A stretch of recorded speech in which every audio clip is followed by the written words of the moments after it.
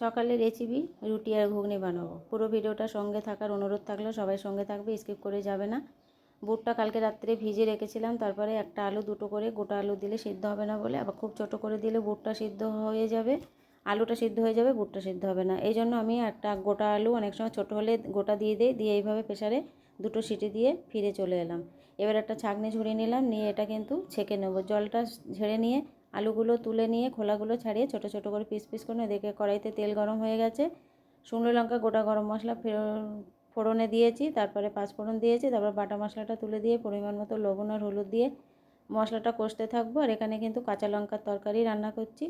আমাদের বাড়িতে কিন্তু খুব একটা শুকনো লঙ্কা কেউ খেতে চায় না, বেশি টমেটো দেওয়া হয়, কিন্তু টমেটোটা আমার কাছে বাড়ান্ত ছিল বলে আর দেওয়া হচ্ছে না। টমেটোর কিন্তু একটা কালার এসে যায়। এবার এখানে আলুটা তুলে দিয়ে একটু কষিয়ে নিলাম, তারপরে সিদ্ধ করা বুটটা তুলে দেব, দিয়ে একটু নাড়িয়ে চাড়িয়ে মশলাটা মাখা মাখা হয়ে গেলে এখানে কিন্তু জল দিয়ে দেব।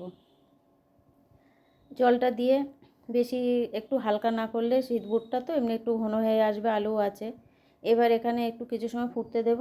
ফুটে গেছে, এবার একটু পরিমাণ মতো মিষ্টি দেব। একটু মিষ্টিটা বেশিই দেবো, কেননা নিরামিষ পদের রান্না একটু মিষ্টি একটু হলে ভালোই হয়। এখানে বাকি থাকলো গরম মশলা আর ঘি দিতে। গরম মশলাটা দিয়ে একটু ঘি দিয়ে নামিয়ে নেব। রেসিপিটি কেমন হয়েছে বন্ধুরা কমেন্টে জানাবে, ভালো লাগলে লাইক কমেন্ট শেয়ার করে দেবে। রেডি হয়ে গেছে নিরামিষ পদের ঘুগনি রান্না, সঙ্গে কিন্তু রুটি বানাবো। লুচি করতে বলেছিল, কিন্তু লুচি খেতে আমার ভালো লাগে না, ওই জন্য রুটিটাই বানিয়ে নিলাম।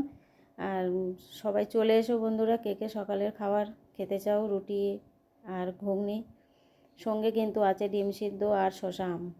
সবাই চলে এসো। রেডি হয়ে গেছে, আটা মাখা হয়ে গেছে, এবার রুটিটা ছেঁকে নিয়ে সবাইকে খেতে দেবো। এই যে সবাইকে খেতে দিয়ে চলে এলাম। শুভ সকাল, সবাই ভালো থেকো।